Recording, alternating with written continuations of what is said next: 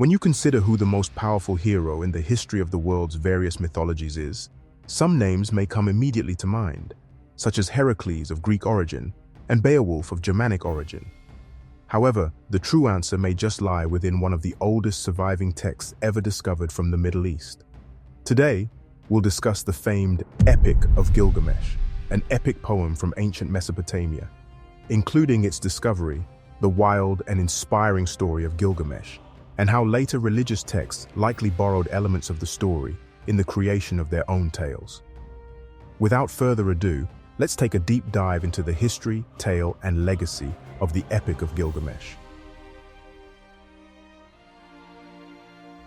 The Epic of Gilgamesh is one of the earliest surviving works of literature from ancient Mesopotamia and tells the history and story of Gilgamesh, the famed king of Uruk. The epic poem is made up of a number of smaller poem texts, and the story was first discovered in the 18th century BC. Later, a more complete version of the story was found on 12 tablets left behind in the ruins of 7th century Assyrian king Ashurbanipal's library. The Epic of Gilgamesh is widely considered to be a foundational piece of modern-day religion and heroic tradition stories. Gilgamesh even formed the mold for heroes introduced much later in history, such as Greece's Heracles and the story of Homer's epics. There are also a number of religious stories found in texts such as the Bible and the Quran that bear striking resemblance to portions of Gilgamesh's story. The Epic of Gilgamesh is not unlike many other heroic tales. It begins with a flawed protagonist who is wrapped up in his own ego and desires. Along his journey to achieve immortality, however, Gilgamesh evolves as a character and is empowered to become the hero he was destined to be. Although the story ends in disappointment for the hero, the riveting tale is full of bravery, action, and character development. According to the story told in the Epic of Gilgamesh, Gilgamesh was a heroic legend of ancient Mesopotamia, with tales of his legendary conquests filling the tablets of the famous poem. There is even proof that there was a time during the early dynastic period where Gilgamesh was actually worshipped as a god by the people of Mesopotamia, and in the 21st century BCE, King Utu-Hengel of Uruk actually claimed the folk hero as his deity of choice. In the epic poem bearing his name, Gilgamesh was a true hero's hero, adventurous and brave in spirit, and an overcomer of the odds. He was 2/3 a god, 1/3 a man, and his conquest rivaled any hero to come after him. However, in reality, it is now likely determined by historians that Gilgamesh was actually a historical king of Uruk, an ancient Sumerian city-state. His rule likely took place between 2900 and 2350 BC, and a couple of recovered ancient texts, including the Tumul inscription, written somewhere between 1950 and 1920 BC, makes mention of Gilgamesh's reign as Uruk's king. Gilgamesh was born being part god. His father, Lugalbanda, was the half-god ruler of Uruk, and his mother was a goddess named Ninsun. Being a demigod came with certain powers. These included being a strong and powerful builder and warrior, along with being lauded as a knower of all things, both on dry land and abroad at sea. His strength is displayed early on in the story, as in Tablet 2, he and foe-turned friend Enkidu endure a test of strength, in which Gilgamesh is the victor. Being a demigod meant he was the most powerful man in the world, and in battle, he could overpower any foe and even move mountains. He had no fear of either man or beast, and did as he pleased, even if it meant harming his people. As you can imagine, this caused him to have a hubris, and as a result, the gods determined that Gilgamesh requires a challenge, and this challenge came in the form of Enkidu. Later on, after rejecting the marriage proposal of Ishtar, goddess of love, she sends a divine bull to attack him in retaliation. Gilgamesh overcomes the obstacle, showcasing his otherworldly strength. He also later completes a dangerous and arduous journey to visit Utnapishtim, the lone survivor of the Great Babylonian Flood, in search of a youth-renewing plant. Time and time again throughout the Epic of Gilgamesh, the protagonist's strength and power are displayed through both physical combat, as well as a high level of determination and grit. The central theme of the epic poem depicting Gilgamesh's epic life is his eternal quest to achieve immortality.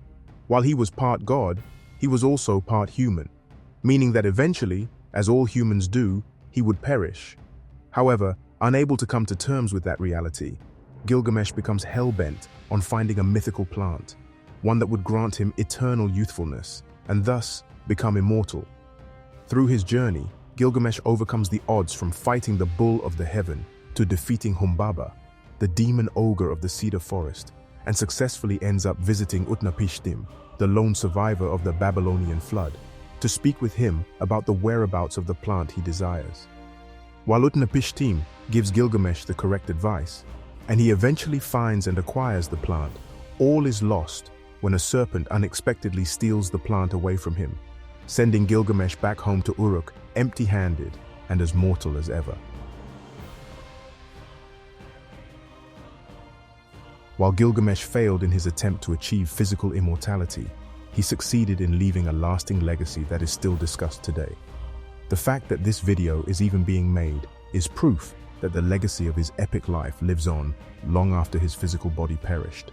The moral of the story of Gilgamesh, and something he realized after returning to Uruk without the mythical plant, was that he needed to find appreciation for what he did have. Where before he was so wrapped up in his pursuit of living forever, he now saw beauty in the life he had been blessed with. Things like the Sumerian sun reflecting off of the walls of Uruk, the gardens that were constructed under his watch, and the temples used to praise the gods became proof to him that he had achieved a sense of immortality after all, one of legacy.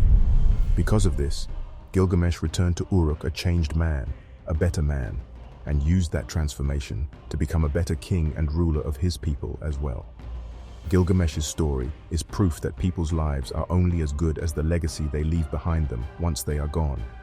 Temporary highs and material possessions only satisfy so much of a human's desire to live wholly and fully. And upon realizing that he too would wither away like all humans before him, Gilgamesh's full attention turned to doing the most good he could in the time he had on the earth. Another important note to make is that Gilgamesh bears a striking resemblance to a character of the Bible, Nimrod.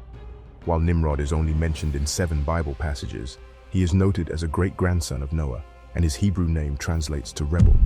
In Genesis 10:8-12, it is stated that Nimrod was a great and mighty warrior and was a mighty hunter before the Lord. It also states that the first centers of Nimrod's kingdom were, among other places, Uruk. Along with other passages later on in the Old Testament, many biblical scholars have drawn the conclusion that Nimrod was actually the basis of the Epic of Gilgamesh.